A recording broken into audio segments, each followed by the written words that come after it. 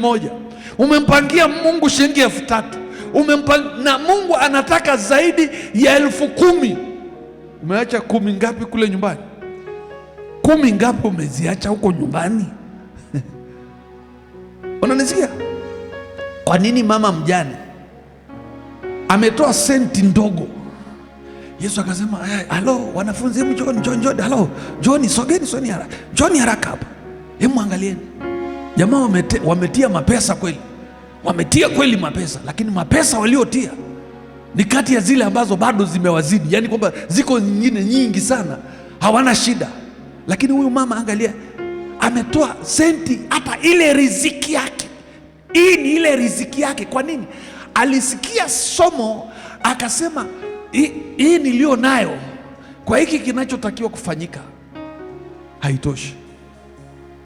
Akasema ataitoa, na akahesabiwa ametoa kuliko watu wote, kwa sababu alikuwa anampenda Mungu kwa namna fulani ambayo alitaka kitu cha Mungu kiende. Mtu wa Mungu, moyo wako katika maisha unayopewa na Mungu ni moyo unaotakiwa ujue ya kwamba utumishi wako si huo mwili wako na hiyo roho yako tu, lakini na hivyo vitu vyako, na hivyo kuku ulionao, na ng'ombe ulionayo, maziwa ulionayo, mji ulionao. Nataka nikuambie ni vitu vinatakiwa vimtumikie nani? Vimtumikie Mungu. Haleluya, haleluya. Bwana asifiwe. Bwana asifiwe. Bwana asifiwe. Unamtumikia Mungu si kwa roho tu, unamtumikia Mungu si kwa mwili tu, unamtumikia Mungu na kwa chochote ulicho nacho katika maisha yako. Lakini usipokuwa nacho, utamtumikia naye Mungu kwa jinsi gani? Amayangalem nemiata kenyengiringo yata tiang nediengiringene wei unaye kisu nyumbani na nyama ya kukata iko hapa,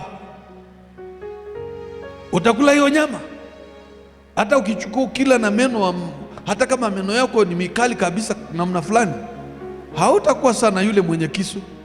Yule mwenye kisu atakula tu sana, atakuacha pakubwa. Haleluya, haleluya.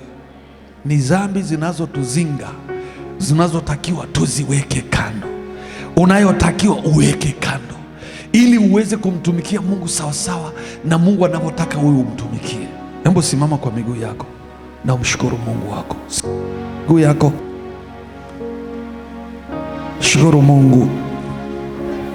Karabashana rabasika.